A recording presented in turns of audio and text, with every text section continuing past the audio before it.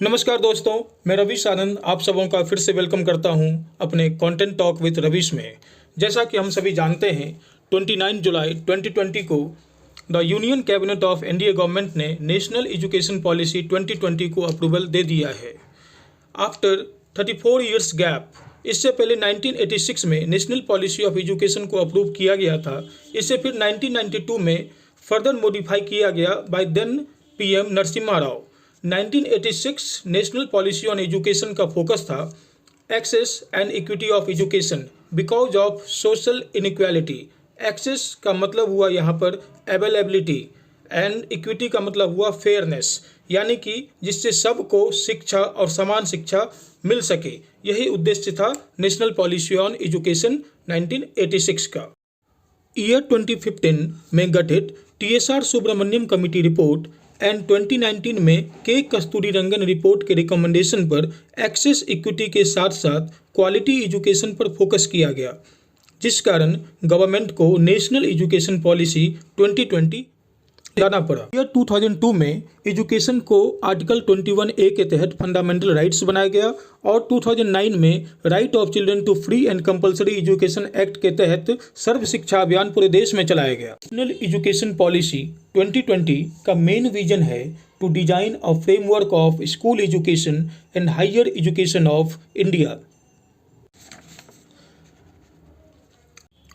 Let's look some key proposal of national educational policy 2020। First one, जैसा कि हम सभी जानते हैं कि इंडिया में 10+2 सिस्टम ऑफ एकेडमिक स्ट्रक्चर है, जिसे रीस्ट्रक्चर्ड किया गया है 5+3+3+4 के फॉर्मेट में। आइए जानते हैं इसे डिटेल में। न्यू एकेडमिक स्ट्रक्चर को ऐसा कुछ बनाया गया है जैसे पहला 5 साल को प्री स्कूलिंग कंसिडर करेंगे, जिसके तहत KG, LKG, UKG class 1 and 2 होंगे और उसका एज ग्रुप होगा 3 इयर्स to 8 इयर्स के बच्चे उसमें पढ़ेंगे, जिसे फाउंडेशन ऑफ एजुकेशन कहा जाएगा। दूसरा 3 साल प्रीपरेटरी स्कूल और प्राइमरी स्कूल होगा, जिसके तहत क्लास 3, 4, 5 होंगे, बच्चों का उम्र 8 to 11 इयर्स होगा। तीसरा 3 साल मिडिल स्कूलिंग का होगा, जिसके तहत क्लास 6, 7, 8 होंगे, बच्चों का उम्र 11 to 14 इयर्स होगा। चौथा 4 साल का होगा, सेकेंडरी स्कूलिंग कहेंगे उसे हम, जिसके तहत class 9th, 10th, 11th, 12th होंगे, बच्चों का उम्र 14 to 18 इयर्स का होगा। So together we can say it 5+3+3+4 academic structure. यह पहली बार किसी एजुकेशनल पॉलिसी में फाउंडेशन इन एजुकेशन मतलब प्री स्कूलिंग सिस्टम पर इतना फोकस किया गया है। इससे पहले हम सभी जानते हैं कि प्री स्कूलिंग आप ऑप्शनल था, right. Pre schooling system optional हुआ करता था, बच्चा डायरेक्ट क्लास 1 से पढ़ना शुरू कर सकता था। इस प्रपोजल का उद्देश्य early childhood learning basically foundational value of education को मजबूत करना है। Second point, the under graduate degree will be available for 3 and 4 years duration. It now has multiple entry and exit option. अब यहाँ मल्टीपल एंट्री एंड एग्जिट का क्या मतलब है? जैसा कि हम सभी जानते हैं, यूजी कोर्स में यानी कि अंडर ग्रेजुएट कोर्स में यदि हम 1 साल का या 2 साल के बाद एजुकेशन को डिसकंटिन्यू करते हैं तो हमें कोई डिग्री नहीं मिलती है, राइट।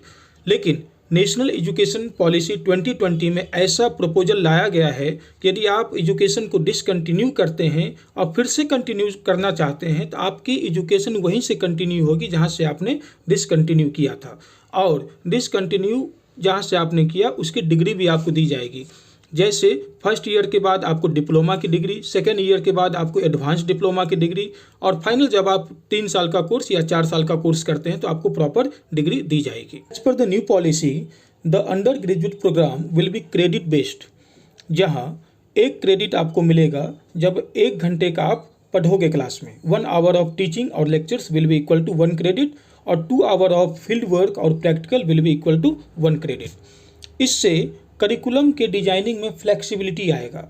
अब स्टूडेंट किसी भी स्टेज में एंट्री और एग्जिट कर पाएंगे as per credit earn by them during the curriculum.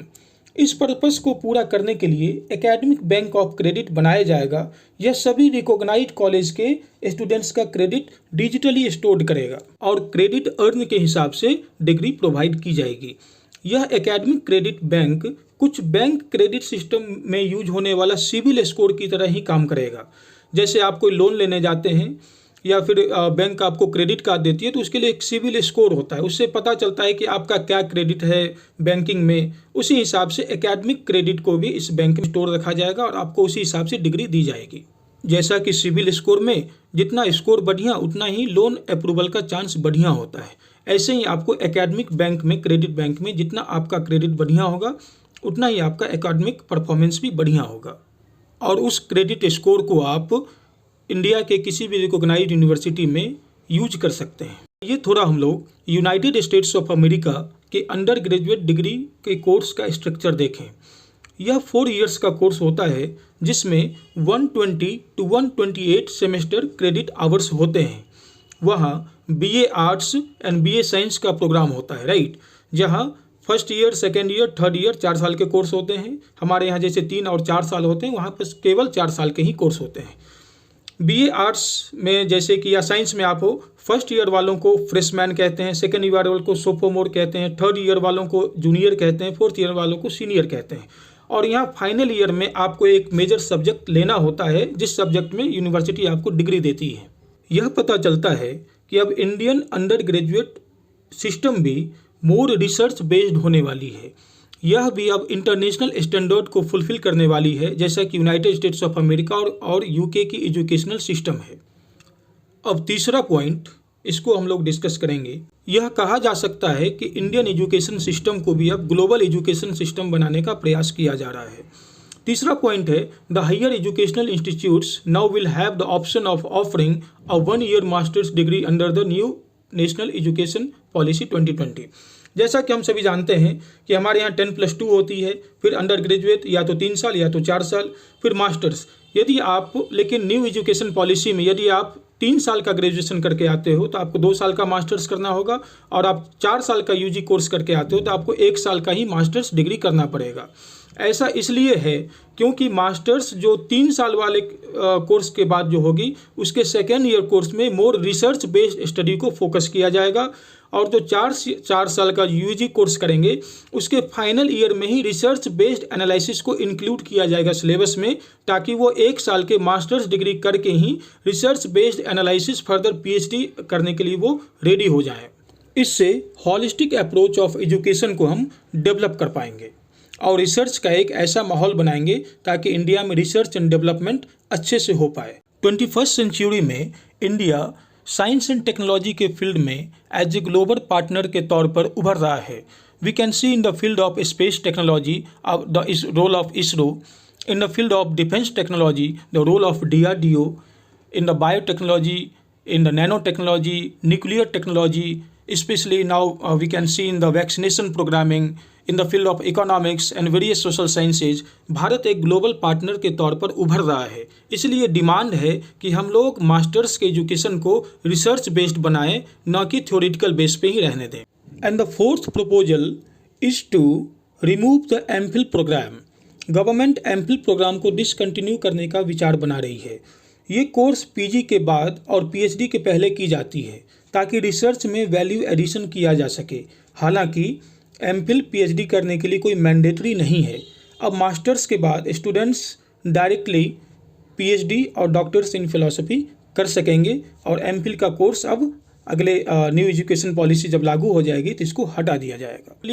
कई यूनिवर्सिटीज़ में MPhil प्रोग्रामिंग वो एक ओवरलैपिंग हो जाता था मास्टर्स और PhD के कोर्स के बीच में, क्योंकि दोनों में रिसर्च मेथडोलॉजी की ही पढ़ाई स्पेशली रूप से की जाती थी। डिसकंटिन्यू करने का दूसरा फ़ायदा ये होगा कि PhD करने का टाइम रिड्यूस हो जाएगा, जिससे न्यू वर्क फोर्स हम लोग रिसर्च एंड डेवलपमेंट के फील्ड में इंटर करा सकेंगे और रिसर्च एंड डेवलपमेंट का फील्ड जो है वो फर्दर एडवांस हो पाएगा। इसको डेवलप करने के लिए नीति आयोग और departments of science and technology तरह तरह के पॉलिसी ला रहे हैं। अब last and fifth point is there will be no hard separation between arts and science, between curricular and extra curricular activities, between vocational and academic streams etcetera, to eliminate harmful hierarchies among the silos between the different areas of learning।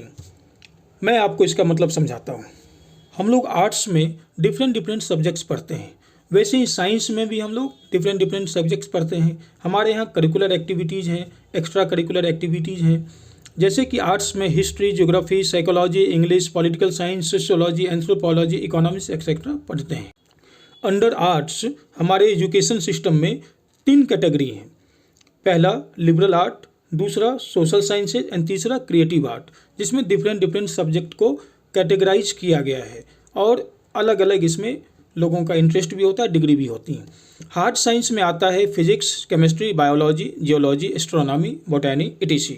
इसको stem subject भी कहते हैं, जैसे कि US educational system में या UK educational system में science, technology, engineering and maths subject के नाम से भी हार्ड साइंस को जाना जाता है। आपने अब तक ध्यान दिया होगा कि हमारे एजुकेशनल सिस्टम में जो आर्ट्स है और साइंस है, इस दोनों में बहुत हार्ड सेपरेशन है, जिसके कारण क्या हो पाता है, आर्ट्स वाले सब्जेक्ट के जो स्टूडेंट होते हैं और साइंस वाले सब्जेक्ट के जो स्टूडेंट होते हैं, इन दोनों में एक ब्रिज नहीं बन पाता, एक अलग सी खाई बन जाती है।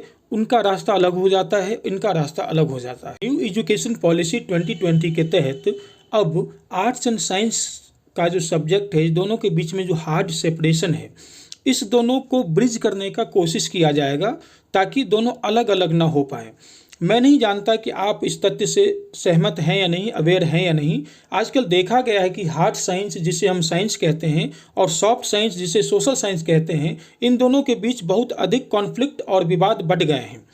The social scientist believe in something that the doctor और साइंटिस्ट डोंट बिलीव, और साइंस जिस हार्ड फैक्ट्स को मानती है उसे सोशल साइंटिस्ट नहीं मानते, जिस कारण एकेडमिक डिससेटिस्फैक्शन, सब्जेक्ट डिस्क्रिमिनेशन आए दिन बढ़ते जा रहे हैं, जिसका एग्जाम्पल हम वेस्टर्न कंट्रीज़ में देख सकते हैं कि पीपल्स ओपिनियन कैसे national debate, protest and rights in university, college and campus में बढ़ गए हैं। इसे हम इंडिया में भी यूनिवर्सिटीज़ में देख सकते हैं। इसी के कारण क्या हो रहा है, एनार्की फैलता है, बिकॉज ये ओपिनियन कॉलेज तक ही सीमित ना रहकर सोशल मीडिया तक पहुंच जाता है और किसी भी गवर्नमेंट के लिए इसे कंट्रोल कर पाना बेहद मुश्किल हो जाता है। और इसका फ़ायदा कई हार्मफुल ऑर्गेनाइजेशन उठाते हैं ताकि सिविल वार जैसे सिचुएशन को अंजाम दे सकें।